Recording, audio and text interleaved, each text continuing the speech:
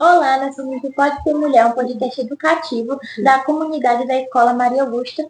Esse podcast é com o objetivo de promover a conscientização pela equidade de gênero. O meu nome é Nayara. E meu nome é Bruna. É com muita satisfação que damos continuidade à nossa série de episódios com diversos temas que abordam a temática de equidade de gênero e proteção às mulheres. Neste quarto episódio, temos como tema dispositivos legais para a promoção da equidade de gênero. E para conversar conosco sobre o tema, temos como convidada a professora Juliana Frota. Gostaria de agradecer a oportunidade a oportunidade de dividir essa aula com vocês, que são alunos incríveis, na qual eu sou professora. Então, muito obrigada. Eu gostaria de recuperar esse momento que nós estamos vivenciando hoje, porque se nós hoje possamos estar aqui tendo essa oportunidade de fala, é porque teve conquistas, teve luta lá atrás, né? Porque até então, se a gente pensar com um recorte aqui na linha do tempo, a mulher ela só veio adquirir o direito de trabalhar sem a figura masculina em 1962. Né? Então, se você for observar, é recente, pouco tempo agora, né? A gente está aqui, a gente está em 24, né? São 62 anos, não é isso? Então, assim, antes da Constituição de 1988, a mulher era relativamente incapaz. Então, tudo que ela tinha que fazer, ela tinha que ter essa questão da figura masculina, né? Então, antes de 62, se ela quisesse trabalhar, ela tinha que ter a autorização do marido. Na ausência do marido, quem assinava, quem dava essa autorização, era o pai. Se não tiver, na ausência do pai, era o irmão. Né? Então, posteriormente, mais à frente, se não me engano, em 74, a mulher também ela veio adquirir o direito de crédito. Esse direito de crédito também tinha que ter a autorização da figura masculina. Né? Então, você vê aí que é muitas lutas, muitas conquistas. Né? Em 1977, a mulher ela conseguiu o direito do divórcio. Né? Então, esse direito do divórcio, que até então era um desquite, né? Até então era um desquite. Esse direito do divórcio, ela se divorciava, mas que juridicamente ela não poderia se casar novamente. Ela estava ali no papel casada. E ela não poderia casar novamente, estava casada ali pro resto da vida. Né? Então, esse direito foi uma conquista. Né? E muitas mulheres, quando tiveram essa conquista do direito do divórcio, elas não se encorajavam a separar, sofria todas as violências física, psicológica, também para poder preservar não só a honra da família, porque nós somos descendentes, né? A sociedade ela é descendente de uma cultura patriarcal, de uma cultura extremamente cristã, de uma cultura extremamente religiosa, digamos assim, muito religiosa, muito fervorosa, e que preserva muito essa questão da boa família. Né? Então, a mulher, mesmo ela adquirindo esse direito do voto, o direito do voto não, também que é uma conquista, né? Mesmo ela adquirindo o direito do divórcio, o direito do trabalho, ela não se encorajava. Ela aguentava toda a repressão, ela aguentava toda a violência física, porque ela tinha medo de manchar a imagem da boa família, né? Porque até então a mulher que ela era, que ela trabalhava fora, ela não era bem vista na sociedade. Né? Até os pais, muitas das vezes, ele tinha medo de que a mulher não ficasse falada, não conseguisse arranjar um casamento. Né? Então, assim, algumas profissões foram deixadas somente para a mulher, por conta disso, dessa figura, dessa boa imagem. Da mesma forma é a questão do divórcio. A mulher que ela fosse aceitar, né, não viver, mas a condição que ela vivia, passando por certas violências, humilhações, digamos assim, se ela resolvesse se separar, ela não era bem vista, ela era excluída da sociedade. Né? Então, assim, as pessoas discriminavam, tinham preconceito, ninguém queria mais ser amiga, ela não recebia mais convites.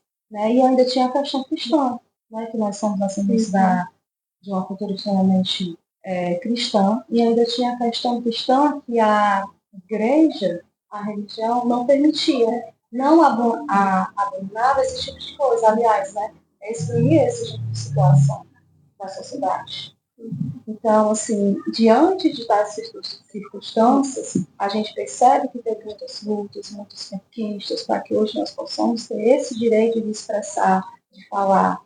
E a gente também não pode esquecer de mencionar que, mesmo com todas as conquistas que foram conquistadas pelas mulheres, nós ainda temos grandes problemas na sociedade, que é justamente essa descendência dessa cultura patriarcal enraizada.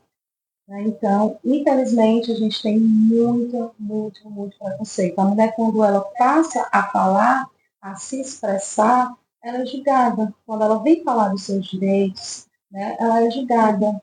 Ela passa por preconceitos, muitas vezes com um olhar, né, com uma fala, com ironia. Então, a mulher ainda hoje, em pleno século XXI, precisa realmente existir uma igualdade. Existem muitos problemas em relação a essa questão de gênero. Então, a gente estamos aqui tentando, né, debater, conversar, dialogar sobre esses problemas que estão inseridos hoje na sociedade, que infelizmente perpetua e infelizmente muitas pessoas estão nesse tipo de situação. Então, professora Viviane, eu vou fazer algumas perguntas para a senhora. Professora, poderia nos explicar o que são os dispositivos legais para a promoção da equidade de gênero e por que eles são importantes? Pronto, antes de eu responder a sua pergunta, eu gostaria só de falar assim, uma diferença entre a igualdade e a equidade, né? Para deixar assim bem claro, para a gente poder avançar dessa sua resposta. A igualdade, a gente chama, dentro do direito, a qual eu sou acadêmica de direito também, além de ser professora, eu sou acadêmica de direito, dentro do direito a gente chama-se a igualdade formal. Né? O que é a igualdade formal? É a igualdade universal, onde todos têm os seus direitos e deveres, têm as suas obrigações a cumprir. E a gente chama, dentro do direito também, a equidade, a gente usa esse termo de isonomia, a igualdade material. Né? O que seria essa isonomia, que é o sinônimo de equidade? Sinônimo de isonomia, que é o sinônimo de equidade. Deixando bem claro que a gente tem essa transparência dentro do direito. Né? Então, seria fazer justamente essa questão do equilíbrio. Eu não posso tratar igual a pessoa desigual. O meu tratamento diante de pessoas iguais vai ser igual, mas diante de pessoas desiguais eu vou tratar de forma desigual, para assim poder haver uma equilibração, certo? Então, vamos dar um exemplo aqui para deixar assim um pouco mais explicativo para vocês. Por exemplo, o homem e a mulher, eles têm um direito universal, que a gente chama de igualdade formal, que é o direito de obrigações, de deveres, todos nós temos esses direitos de obrigações e deveres. E quando a gente fala em igualdade material, no caso, vamos dar aqui um exemplo, no caso do homem agir com violência contra a mulher. Né? Então, nesse caso aí da violência contra a mulher, existe uma desigualdade. Então, eu não posso tratar de forma, olhando para esse lado de forma igual, porque está exigindo uma necessidade nessa situação, uma necessidade de reparo dentro dessa situação. Por quê? Porque o homem ele é mais forte do que a mulher. A mulher é um sexo mais frágil, mais vulnerável. Então, diante dessa situação, eles não estão de igualdade, não estão iguais. Então, não posso agir da mesma forma como se fossem pessoas iguais, porque nessa situação existe uma desigualdade. Então, diante dessa situação, eu vou agir de forma isonômica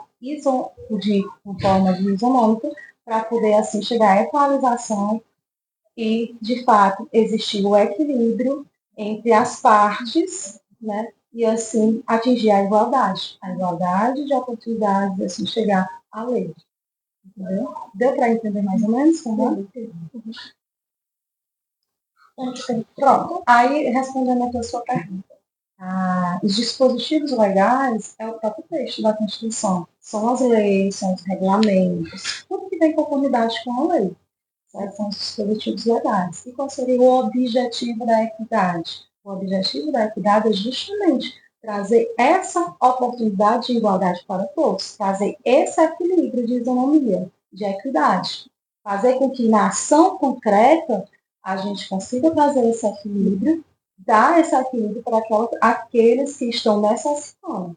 Né? Então, assim, não é qualquer pessoa que está necessitando, eu não vou, porque diante de uma ação concreta, eu preciso trazer aquela desigualdade, tratar com um olhar diferente para atingir a igualdade de oportunidades.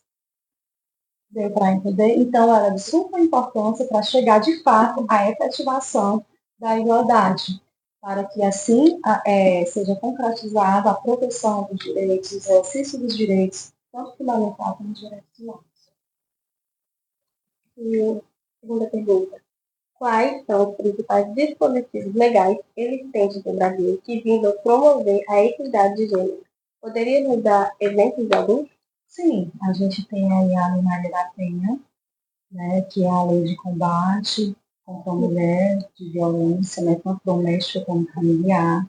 Temos aí também a lei do feminicídio, que hoje ela é tipificada como crime, né, inclusive agora recente, poucos anos atrás, 2021, né, 3 anos atrás, foi tirado do Código Penal a legítima defesa da honra, que até então se alegava, quando tinha o crime de feminicídio, se alegava o homem alegava que ele tinha cometido aquele crime porque foi legítima defesa da honra, né? Então, recentemente, em 2021, foi tirado essa questão, né? Não justificando o seu ato.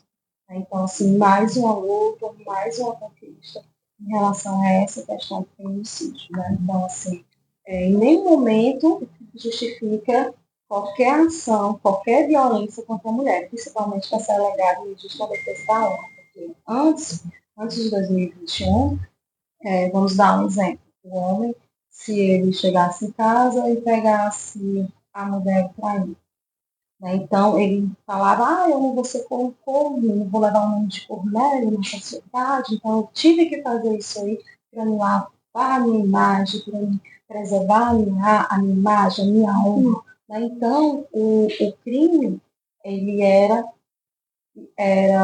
amenizado.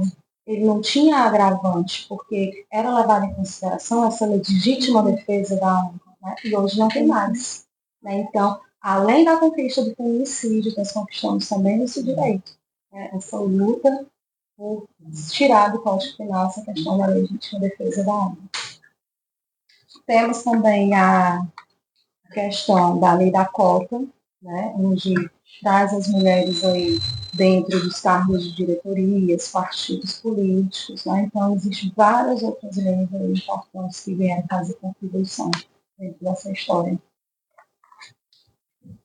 Como a Lei Maria da Penha contribui para a proteção das mulheres e a promoção da equidade de gênero? Quais são os seus principais impactos?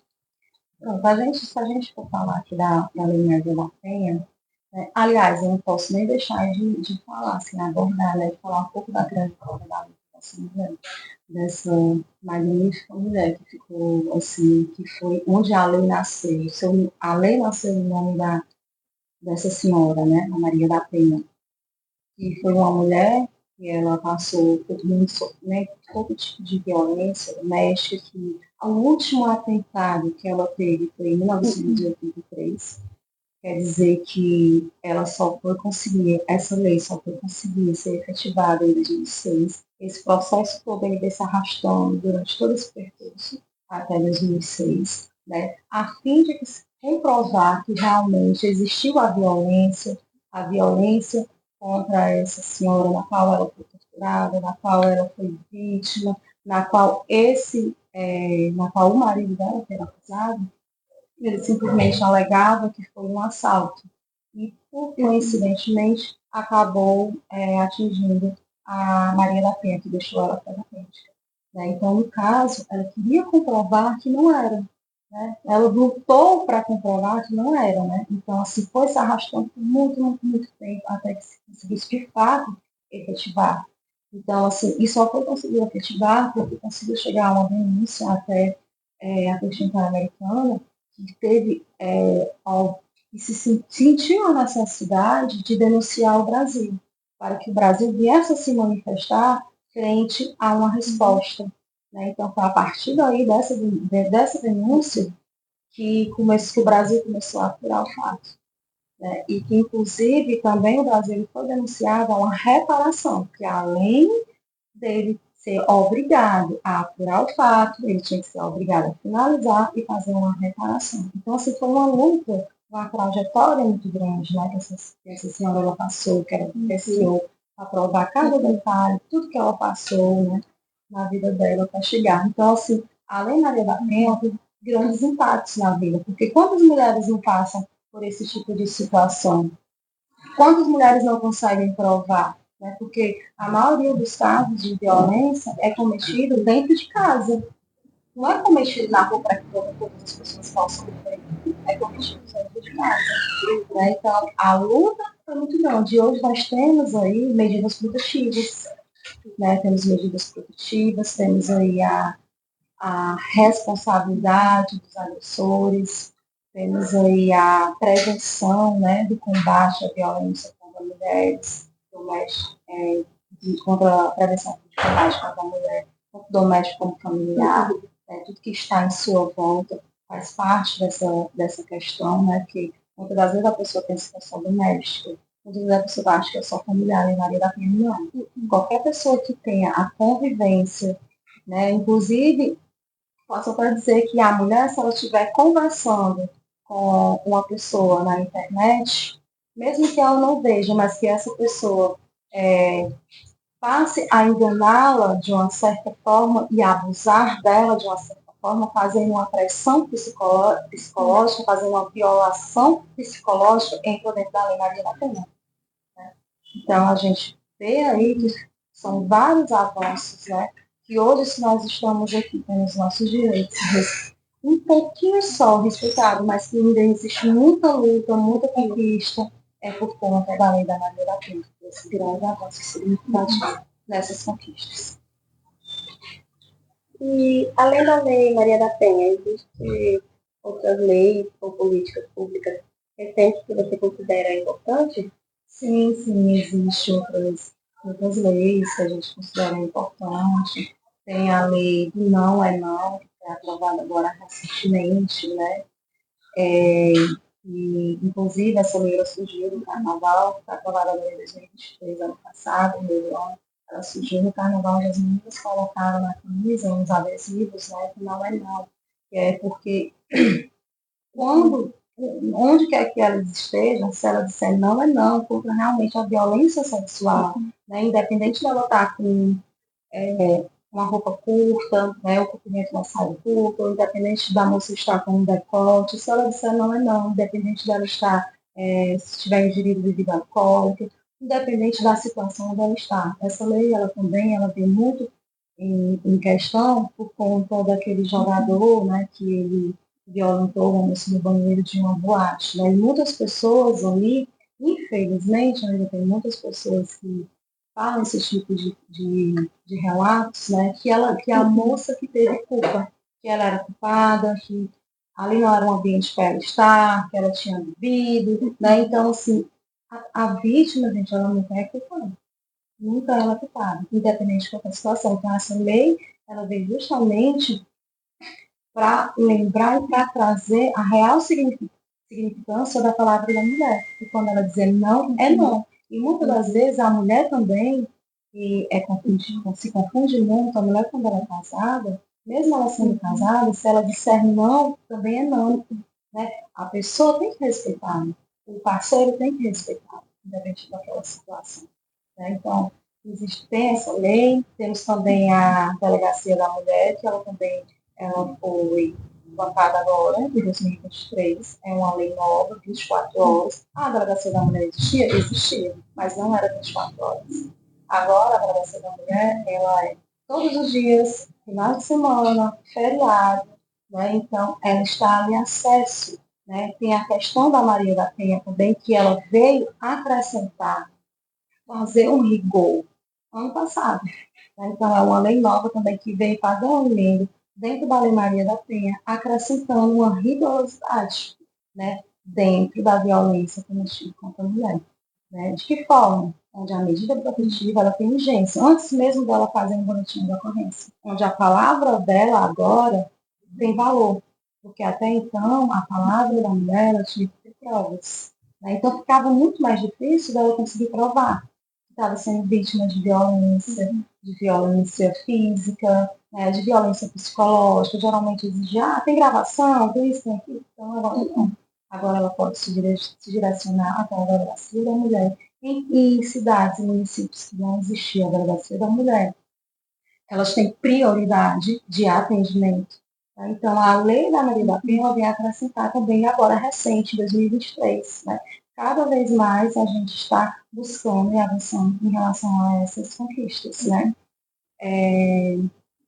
Temos também, a gente também tem a questão da lei do Sistema Nacional de Emprego, que é o SINE, que é uma lei nova também, de 2023, recente, onde a mulher que era vítima de violência doméstica familiar ela tem preferência na fila de emprego. Né? Então, é uma lei nova, é uma lei interessante, que poucas pessoas sabem disso, que ela pode buscar esse direito que ela tem, né? Essa questão da preferência. Também temos a lei de igualdade salarial, né, que posteriormente vou entrar um pouquinho mais em detalhes sobre essa questão da lei salarial, né, da desigualdade, que ela veio aí fazendo aí um marco histórico significativo também nessa questão, que é uma grande luta, né, das mulheres que atendem. Até então, o percentual de desigualdade, ele era, digamos assim, camuflado na sociedade, né? Porque essa lei, ela já existia. E essa nova lei agora ela só vai ratificar. Mas, posteriormente, eu vou dar uma abordagem nessa lei também, certo? E diversas outras leis, né, que estão vindo para melhorar essa questão da violência doméstica familiar, para fazer justamente que a mulher ela tenha que ser encorajada a denunciar e não aceitar qualquer tipo de violência doméstica familiar. Inclusive, há também a lei também do SUS, que eu estava até esquecendo de mencionar, né? Onde a mulher também ela tem prioridade dentro do atendimento hospitalar, né? Assim, fazendo com que o agressor ele não tenha acesso dentro do hospital. Certo? Então, são vários avanços que aos poucos a gente está conseguindo e que a gente ainda tem muita luta para conquistar. De que maneira o sistema educacional pode colaborar para a conscientização sobre a equidade de gênero e a aplicação desses dispositivos legais? A educação, ela pode colaborar, de que forma? Como é que a educação pode colaborar? Conscientizando, né? Trazendo desde cedo esses dispositivos legais, colocando dentro da grade curricular, colocando dentro do currículo escolar essa questão dos direitos humanos, dos dispositivos legais, trazendo para dentro da realidade, para dentro da educação, os crimes, os dispositivos legais, os crimes cometidos contra meninas, contra mulheres, né, debatendo, né, fazendo com que se perceba a questão da gravidade, das consequências, né, respeitando, lógico, a faixa etária de cada aluno, né, objetivando isso, respeitando a faixa etária de cada aluno, mas trazendo para dentro do contexto da realidade essa situação da convivência, essa questão do crime mesmo em si. Né? Que os próprios alunos ele percebam a gravidade da situação e as consequências. Né? Também implementando políticas públicas, né, que fazendo projetos, palestras, né, incluindo também a participação da sociedade, incluindo a participação das famílias, né, então tudo isso aí é relevante, né, não só como tudo isso aí, mas também colocar sobre essas questões, trabalhar em si os direitos humanos, os dispositivos legais dos direitos humanos, para que assim possa ser compreendido de forma concreta na própria ação do dia a dia, trazendo aí uma experiência significativa nas práticas da realidade dentro da educação. E quais são os desafios mais comuns na implementação desses dispositivos legais e o que pode ser feito para superá-los? Os desafios mais comuns realmente é a cultura machista ali, enraizada dentro da sociedade. Então, você conseguir desestruturar toda essa cultura tem que ter um trabalho voltado realmente para os direitos humanos, voltados para a cidadania, voltado para a mulher, né? Onde possa realmente, para a gente conseguir superar essa questão, colocar a mulher na frente das pautas, trazer para dentro da educação mulheres relevantes, trazendo obras literárias, dando ênfase, né, às conquistas das mulheres. Então, isso aí precisa ser avançado, precisamos melhorar. E a questão das leis, né, que as leis elas não são respeitadas, então isso aí também ele vem ser um grande desafio. Né? Então, se a gente fizer essa implementação, a gente consegue superar. Como a lei das cotas para mulheres na política tem influenciado a participação feminina nos espaços de decisão? Quais são os resultados observados até agora? Sim. A lei de cotas, ela vem ser de super importância e relevância dentro da nossa sociedade, onde a mulher ela toma à frente as decisões, né?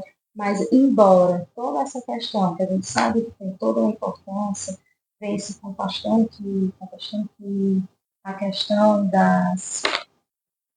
questão da corrupção, essa questão da mulher dentro do partido político, né? Das candidaturas fictícias, né? Então, assim, o TSE, ele está entrando, punindo com rigorosidade essa questão das candidaturas fictícias, porque tem a cota do percentual. Então, muitas das vezes, quando não é atingido, eles lançam candidaturas fictícias, né, que tem severas punições.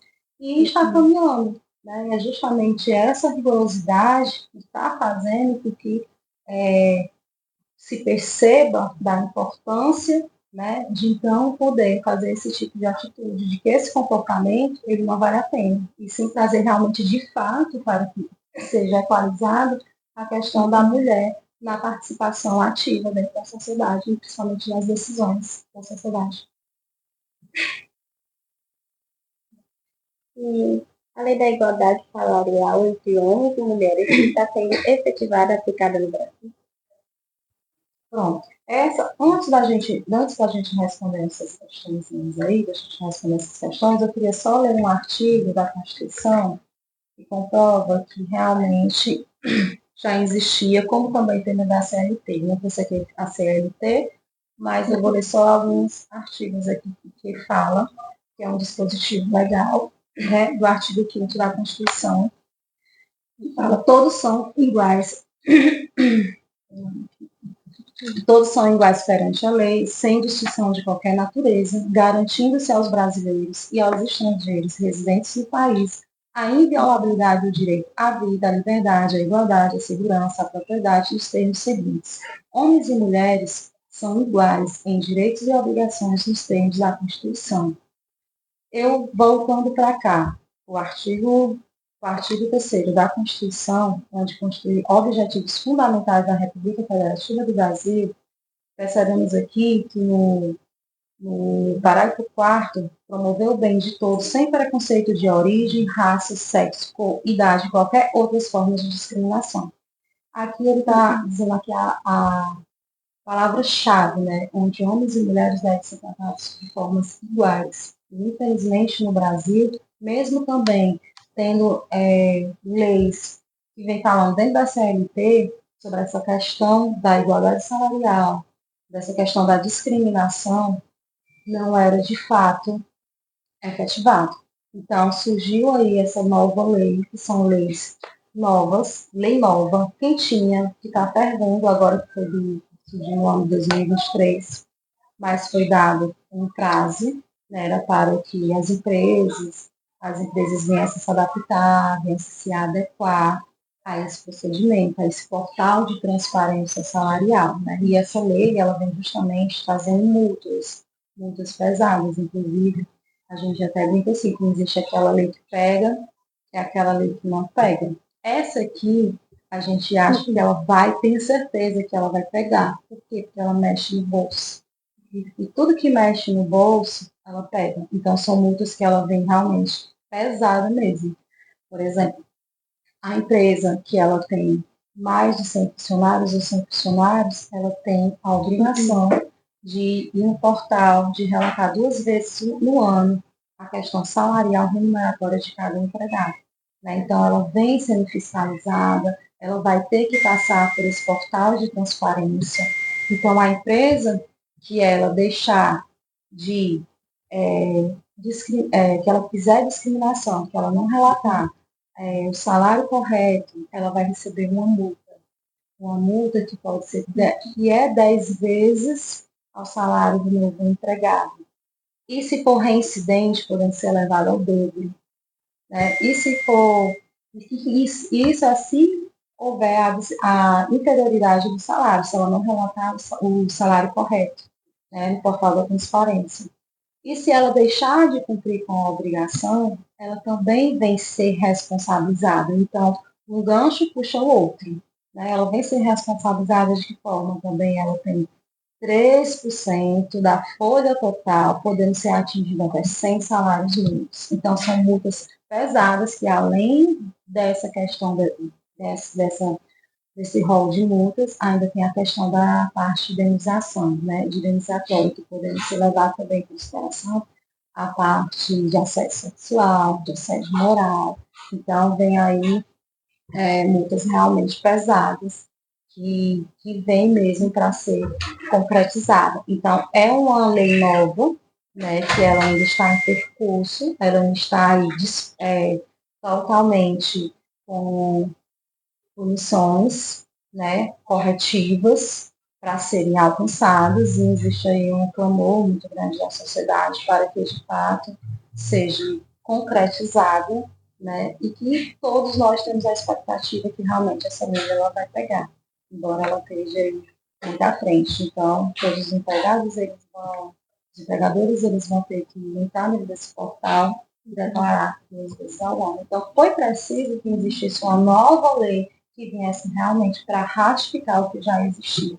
Só que o que já existia não vinha falando dessas multas pesadas, e não tinha uma fiscalização, ou seja, uma punição corretiva perante a isso. Né? Então, assim, as leis estão aí, né? A gente passa por um desafio, todas as leis passa por um desafio, né, para a sua efetivação, mas que nós mulheres, nós não devemos